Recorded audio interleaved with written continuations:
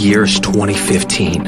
Time travel hasn't been invented, but in 2022, it will be. I was looking to buy a home, but didn't. Future me was sent back to fix that mistake.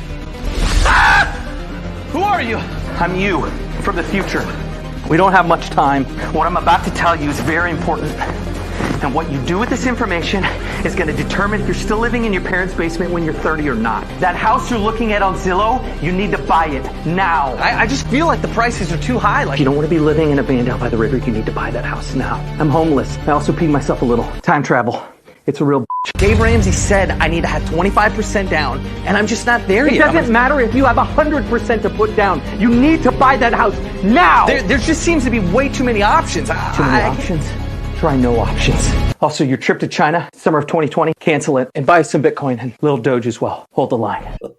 I liked it. Yeah. It was very clever. Imagine how long it probably took to do that too. But I'll tell you what, it's creative. And if you are someone looking for someone, you're thinking, geez, this guy is really creative. It gives an opportunity to get in. What I've found is a lot of agents, they might be able to do that, but when they actually put into the game, really hard to translate that. They can act and cut and edit and do all that. But once you get into the game and have to perform, it's a lot different. Is when you look at fear over facts, facts over fears, to spend the time to do some research, that example that agent just gave, I think will resonate with us in a couple of years. It made your comment, what you said earlier, said the exact same thing. People next year are going to look back at this as like, you know what, I should have maybe grabbed something. My house went up 5 to 10%. Of course, I waited. Now not only is the price more expensive, but my interest rate's higher. I had a couple people close on places, and it was really interesting because they're kind of like, oh, I wish we were buying right now. It seems it wasn't as crazy, and we wouldn't have had to pay so much. And I said, well, think about this. Your rate, what you got in at and what you locked in at was in the 3s, and now you're in the 5s. I mean, your payment would have changed $400 and some.